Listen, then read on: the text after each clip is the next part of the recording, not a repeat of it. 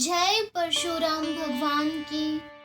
आप सभी का स्वागत है हमारे आस्था में विश्वास यूट्यूब चैनल पर। आज हम आपको परशुराम जयंती की व्रत कथा सुनाएंगे और इसके बारे में बताएंगे और इसकी विधि एवं सामग्री बताएंगे।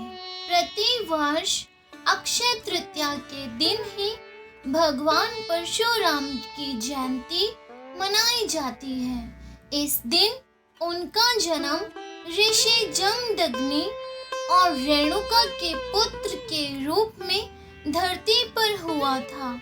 हर साल वैशाख शुक्ल तृतीया की तिथि पर भगवान परशुराम जी की जयंती पड़ती है, अर्थात इसी दिन भगवान परशुराम जी की जयंती मनाई जाती है। पुराणों के अनुसार इस दिन भगवान शिव ने परशुराम जी को अधर्म को नष्ट करने के लिए एक दिव्य फरसा भार्गव वस्त्र प्रदान किया था। माना जाता है कि जब धरती पर है वंशी क्षत्रिय राजाओं का अत्याचार बढ़ गया था, तो धरती माता ने भगवान श्री विष्णु से मदद मांगी थी और उसके फलस्वरूप ही भगवान परशुराम का जन्म हुआ था। उन्होंने 21 बार है क्षत्रिय राजाओं से युद्ध करके उनका संहार किया और उसके बाद वो महेंद्र गिरी पर्वत पर जाकर तपस्या में लीन हो गए। भगवान परशुराम जयंती के व्रत कथा की सामग्री एवं पूजा विधि के अनुसार परशुराम जयंती के दिन यजमान को प्रातः सूर्योदय से पहले उठकर कई गंगा जल से स्नान करके स्वच्छ परिधान धारण करने चाहिए। फिर जिस स्थान पर भगवान परशुराम की पूजा विधि करनी हो उसे भी गंगा जल या गौमूत्र से पवित्र करके वहां रंगोली बनानी चाहिए। तत्पश्चात अर्थात उसके बाद उसे स्थान पर एक चौकी की स्थापना करके उस पर भगवान परशुराम की प्रतिमा या तस्वीर की स्थापना करनी चाहिए।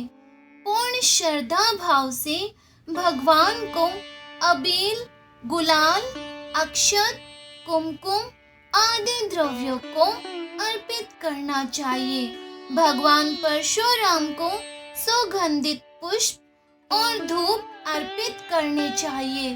फिर भगवान परशुराम के सम्मुख बैठकर अर्थात उनके सामने बैठकर दीप प्रज्वलित अर्थात दीपक जलाकर उनकी आरती उतारनी चाहिए।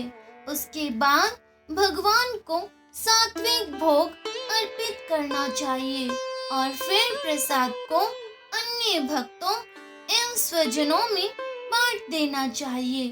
फिर यजमान को पूर्ण श्रद्धा से भगवान परशुराम के सम्मुख अर्थात उनके सामने बैठकर अपनी मनोवांछित वर की कामना करनी चाहिए। यजमान को उस दिन व्रत करना चाहिए और अपनी यथाशक्ति अर्थात श्रद्धा अनुसार दान करने का भी प्रावधान है। परशुराम जयंती के दिन यजमान को मात्र फलाहार करते हुए व्रत का अनुष्ठान करना चाहिए। सच्चे मन से की जाने वाली हर मनोकामना भगवान परशुराम पूर्ण करते हैं अर्थात पूरी करते हैं। तो चलिए अब शुरू करते हैं भगवान परशुराम जयंती की व्रत कथा। भगवान परशुराम के पिता ऋषि जमदग्नि हैं और माता रेणुका है। एक समय की बात है जब ऋषि जमदग्नि और माता रेणुका ने पुत्रेष्ठि यज्ञ का अनुष्ठान किया था। यज्ञ की पूर्ति स्वरूप भगवान देवेंद्र प्रकट हुए और उन्होंने वीर और तेजस्वी संतान होने का उनको वरदान दिया। देवेंद्र के वरदान से माता रेणुका ने गर्भ धारण किया और वैशाख माह के शुक्ल पक्ष की तृतीया तिथि को भगवान परशुराम का जन्म हुआ था। किंतु इसके पूर्व की कथा भी बहुत रोचक है। प्राचीन काल में कन्नौज गाधी नामक राजा राज करते थे। उन्हें एक सुंदर और रूपवान पुत्री थी जिसका नाम सत्यवती था। आगे जाके सत्यवती का विवाह महर्षि भृगु के पुत्र के साथ हुआ।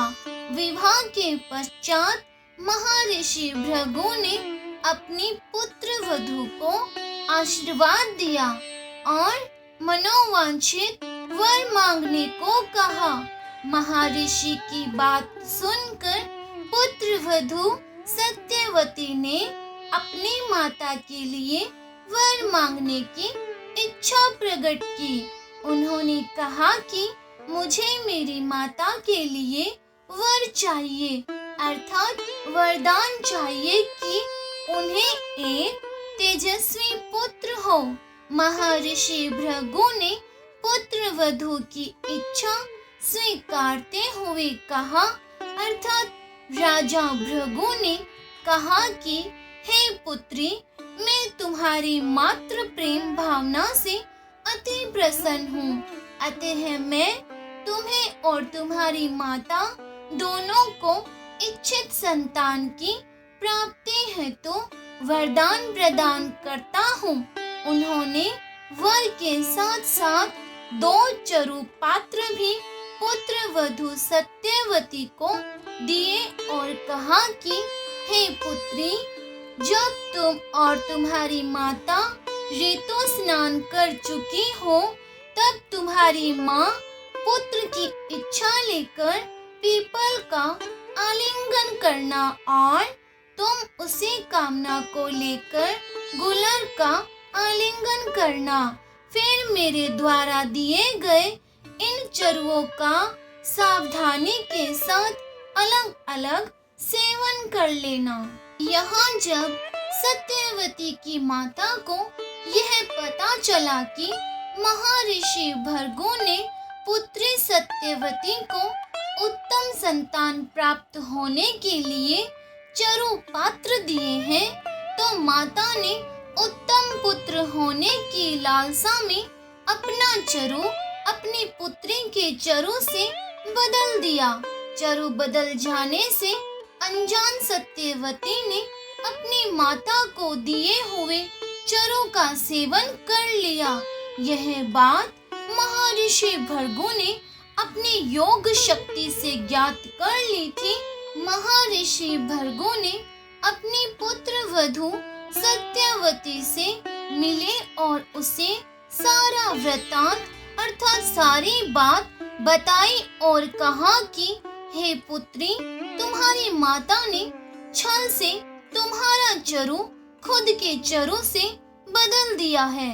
अतः मेरे आशीर्वाद से तुम्हारी संतान ब्राह्मण होते हुए भी क्षत्रिय जैसा आचरण करेगी और तुम्हारी माता की संतान क्षत्रिय होते हुए भी ब्राह्मण जैसा आचरण करेंगी। तब पुत्र वधू सत्यवती ने महर्षि भृगु से प्रार्थना की कि भले ही मेरे पौत्र का आचरण क्षत्रिय जैसा हो, किंतु मेरा पुत्र ब्राह्मण का ही आचरण करने वाला हो।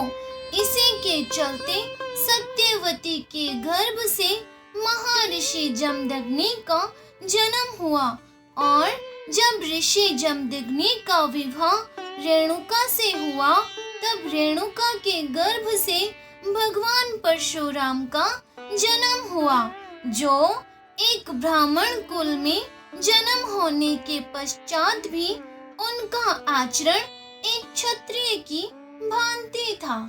त्रेता युग में जब महर्षि जमदग्नि को पुत्रेष्टि यज्ञ के फल स्वरूप पुत्र की प्राप्ति हुई, तब उन्होंने उस पुत्र का नाम राम रखा था। पुत्र राम बाल्यकाल से ही बहुत तेजस्वी और पराक्रमी था। महर्षि भृगु के कथानुसार राम का आचरण एक क्षत्रिय का था।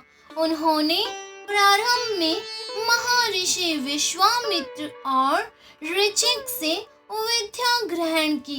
किशोर अवस्था आते आते अस्त्र और शस्त्र की विद्या ग्रहण करने हेतु उन्होंने भगवान शिव की घोर तपस्या की।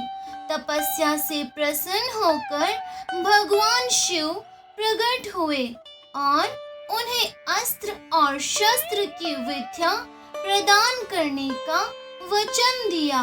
भगवान शिव से विद्या ग्रहण करके राम पूर्ण रूप से अस्त्र शस्त्र के ज्ञाता हो चुके थे।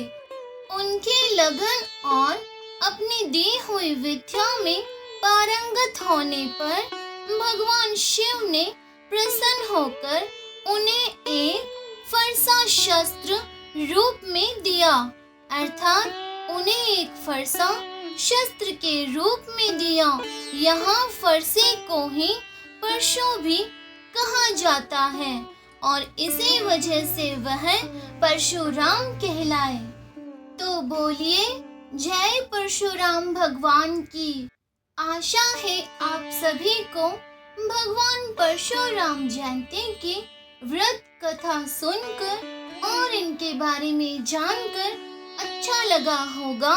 तो कमेंट में जय परशुराम भगवान की जरूर लिखना और साथ ही चैनल को सब्सक्राइब करके बेल आइकन ऑल पे क्लिक करके वीडियो को लाइक शेयर जरूर कर देना।